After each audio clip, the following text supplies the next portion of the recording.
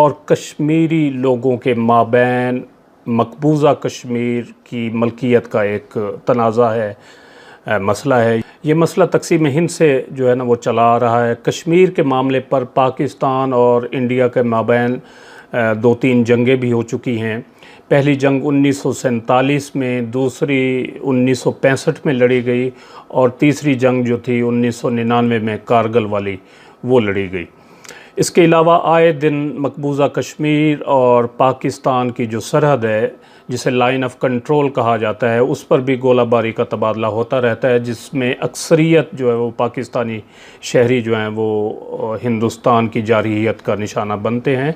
मकबूजा कश्मीर के हुर्रियत पसंद ग्रुपों में से कुछ ग्रुप कश्मीर के मुकम्मल तौर पर ख़ुद मुख्तारी के हामी है, यानी एक बिल्कुल अलहदा एक मुल्क हो, मुकम्मल तौर पर ख़ुद मुख्तार हो, और कुछ लोग ऐसे हैं जो इसे पाकिस्तान का हिस्सा बनाना चाहते हैं, जबकि हिंदुस्तान जो है वो पूरे जम्मू और कश्मीर पर मलकियत का दावेदार है। अब पाकिस्तान और भारत दोनों मसले कश्मीर पर एक बुनियादी नज़रिए पर खड़ा होने का दावा करते हैं। तक़सीम हिंद के दौरान जम्मू और कश्मीर बरतानवी राज के ज़ेर तसल्लुत एक रियासत होती थी, जिसकी आबादी तकरीबन 95% मुसलमान थी। जब हिंदुस्तान को 1947 में डिवाइड किया जा रहा था, बातचीत चल रही थी, तो ये तय हुआ था कि जिन इलाकों में मुस्लिम अक्सरियत होगी वो इलाके पाकिस्तान के पास जाएंगे, और जहां हिंदू अक्सरियत होगी वो इलाके भारत को दे दिए जाएंगे। लेकिन कश्मीर में अक्सरियत तो मुसलमानों की थी, 95% मुसलमान थे, लेकिन यहाँ का हुक्मरान एक सिख था, और सिख हुक्मरान ये चाहता था कि रियासत का इल्हाक जो है वो भारत के साथ हो जाए, इंडिया के साथ हो जाए। लेकिन तहरीक पाकिस्तान के लीडर्स ने इस बात को यकसर मुस्तरद कर दिया। आज भी पाकिस्तान का मौक़िफ़ ये है कि चूँकि कश्मीर में मुसलमान ज़्यादा हैं, इसलिए इसको पाकिस्तान का हिस्सा बनना है, और भारत का ये दावा है कि उस पर चूँकि सिख हुक्मरान था जो भारत से इल्हाक करना चाहता था, इसलिए ये भारत का हिस्सा है, जो कि एक गैर मुनासिब सा उनका ये दावा है, जो लॉजिकली दुरुस्त भी नहीं है। और जो उस वक्त बातचीत चल रही थी पाकिस्तान अपना हिंदुस्तान की डिवीज़न के हवाले से कि जो मुस्लिम अक्सरियती इलाके होंगे वो पाकिस्तान में शामिल होंगे, और जो हिंदू अक्सरियती इलाके होंगे वो हिंदुस्तान में शामिल होंगे, तो लिहाजा इस असूल के मुताबिक भी कश्मीर जो है ना वो उसको पाकिस्तान का हिस्सा बनना है। बरसग़ीर की तक़सीम के वक्त तमाम रियासतों को ये अख्तियार दिया गया था कि वो इंडिया में से या पाकिस्तान में से किसी मुल्क के साथ इल्हाक कर सकते हैं, या फिर आज़ाद रहना चाहें तो वो आज़ाद भी रह सकते हैं। ज़्यादातर रियासतों के महाराजाओं ने अपनी आबादी की ख्वाहिशात की बिना पर इंडिया या पाकिस्तान में शमूलियत का फ़ैसला किया, मगर कश्मीर के राजा जो थे, एक सिख हुक्मरान राजा हरी सिंह ने अपनी मुस्लिम अक्सरियती रियासत के आज़ाद रहने को तरजीह दी।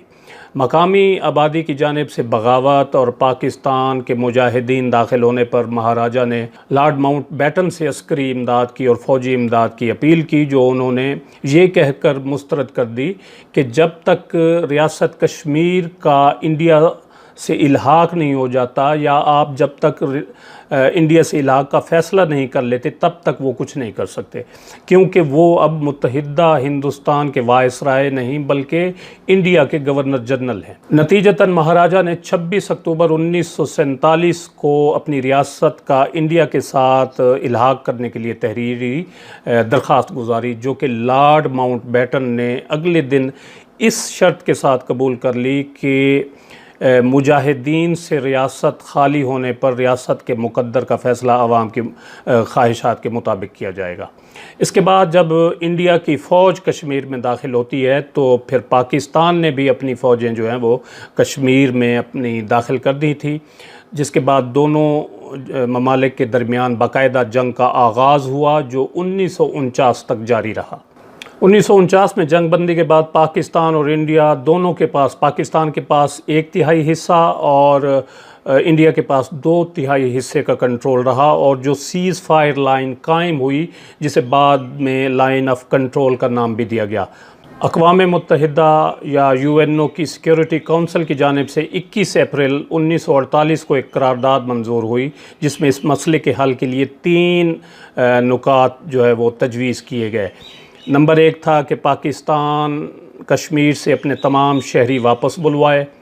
इंडिया कश्मीर में सिर्फ़ उतनी फ़ौज रखे जो कि अमन व अमान के क़याम के लिए ज़रूरी हो, और इंडिया अक़वाम मुत्तहिदा का नामज़द राय शुमारी कमिश्नर तैनात करे जो रियासत में गैर जानिबदाराना राय शुमारी कराए।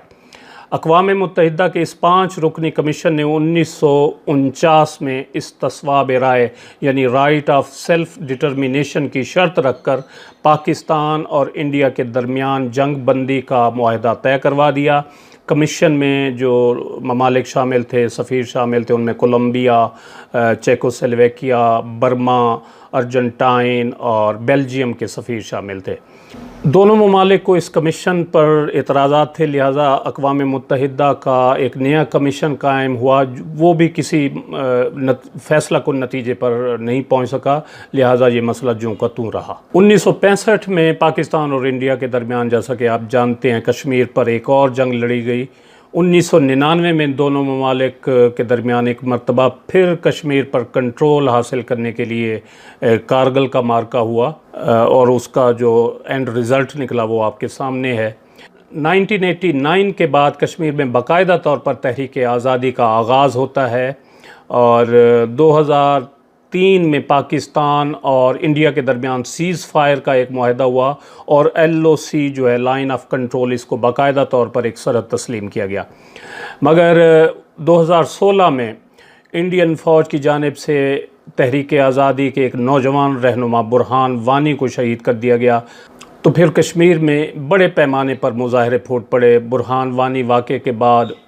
इंडिया के ज़ेरे तमाम कश्मीर में अस्करियत पसंदी की और आज़ादी की एक नई मुहिम जो है वो शुरू हुई। श्रीनगर से 40 किलोमीटर के फासले पर बुरहान वानी के जनाजे में हज़ारों लाखों लोग शरीक हुए। जनाजे के बाद अवाम का सिक्योरिटी फोर्सेस के साथ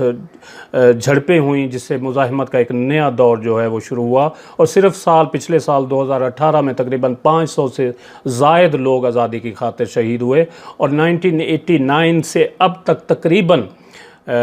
41,000 से ज़ायद लोग आज़ादी के लिए अपनी जानों का नजराना कश्मीरी लोग पेश कर चुके हैं। नेक्स्ट वीडियो में इंशाअल्लाह मैं आपको बताऊंगा कि आर्टिकल 370 और आर्टिकल 335A के बारे में बताऊंगा मैं आपको, और इसके बैकग्राउंड के बारे में भी बताऊंगा। मुझे दीजिए फ़िलहाल इजाज़त। वीडियो अच्छी लगी हो तो इसको लाइक ज़रूर कर दें, और इसे अपने दोस्त, अहबाब, रिश्तेदारों के साथ शेयर ज़रूर करें, ताकि उन्हें भी इस मसले के हवाले से आगाही हासिल हो। अपना कीमती वक्त देने का बहुत बहुत शुक्रिया। अल्लाह हाफ़िज़।